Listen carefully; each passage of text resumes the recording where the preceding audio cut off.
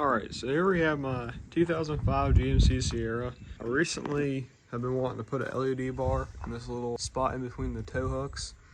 So I ended up getting a 22-inch light bar, which seems it will fit just perfect. So if you're ever getting a light bar for these GMC Sierras, make sure you do yourself a favor and just get a 22-inch, because I've seen people get like 20 inches and 21-inch light bars and they just don't fit right. But this one fits right in there, so let me go ahead and show you. So with all the wires ran through and everything put in, it pretty well covers in that gap pretty good. Basically, I got this light bar off eBay for about 20 bucks, and the leads coming off it were a little bit short, so I just went ahead and added a little bit more wire to it. For the fitment wise, definitely recommend getting a 22-inch light bar. Alright, so with the light bar up and mounted on it, I went ahead and just ran zip ties around the back, which I've done this method before and it worked okay. Basically, there's a hole right behind the LED bar that I drilled into this little cover piece, ran a zip tie through it, and ran the zip tie around the cover piece up top. And on this bottom part, you can kind of see it, drilled two holes by each other, ran a zip tie around the bottom, and just, looped it around. This side, same thing on the top, just a hole in the back, and zip tie wrapped around. It's not going to be going anywhere. The brackets I was given for it were just two of these. Originally I was going to just do like that, but I was like, well, that kind of doesn't look clean enough. So if you're looking for a clean result, zip ties, I mean, people will be frowning upon it, but realistically, I mean, you're not going to see no brackets, you're not seeing any bolts anywhere. It's just right there. So I know this may seem a little bit complicated, but here's the wiring harness that I had left over, and we're just going to go ahead and use it. Very basic, light bar harness, but you have your fuse, have your battery connections right there, and right to the actual bar right there. So with this harness you have here, basically all you need to do is just, you take the end that connects to the light bar, and you just put it right down to it, whichever way that'd go. So for me, since there's a huge fan right here, I'm just gonna go ahead and run it down. Let's see. Run it down. Just right through this, right by the battery. So with the wires ran down behind the grill, the ones that go to the battery will have a prong connector on them. You don't have to use these, but basically, in case something were to happen to the light bar itself, then you can just disconnect it like that. But if you don't have, these little male prong connectors, you can easily just cut these off and connect a butt connector to it and just, hardwire it to it.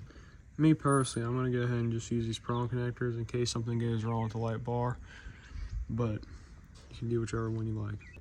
Okay, so underneath the truck, basically all you need to do is, since these prong connectors are on now, just go ahead and connect the negative to the negative and the positive to the positive.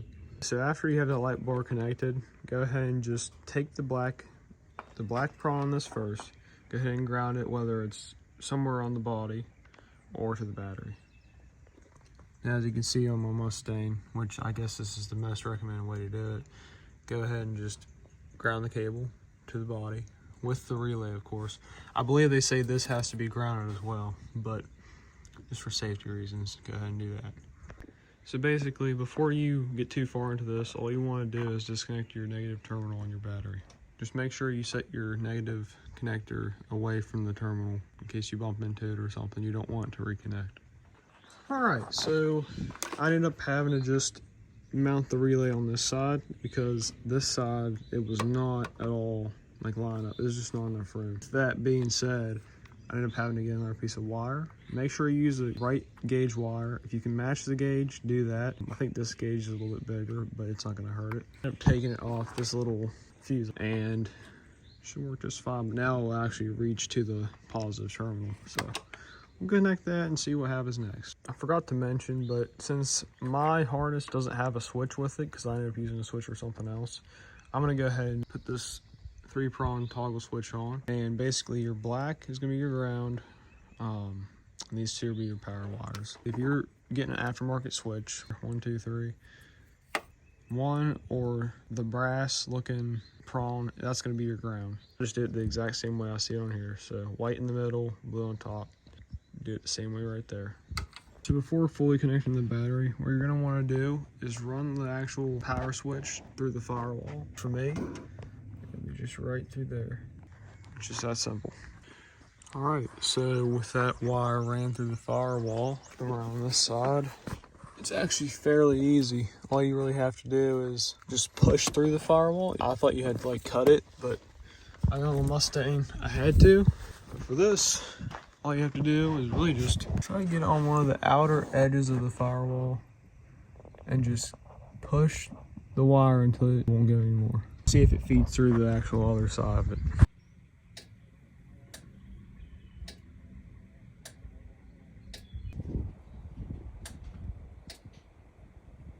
So after looking it over and testing it, it wasn't working. The relay was clicking, but I noticed the light wasn't coming on. On my light bar specifically, there's a blue wire and a brown wire. My personal judgment, I thought the brown wire was the negative and the blue wire would be the positive. That was not the case. I just swapped both wires on the little prong connectors and it started working just fine. It's all connected to the battery now. All connections are good. Now, of course, I'm gonna go ahead and mount this switch up somewhere, somewhere along here probably. Actually brightens up pretty good. All right, so there she is. All finished and working. Pretty decently bright light bar as well. You can see it pretty good during the day. All right, guys, so with that being said, that's how to install a light bar. And I will say, it looks pretty good. I'm pretty happy with it. I'll go ahead and see how it looks at night.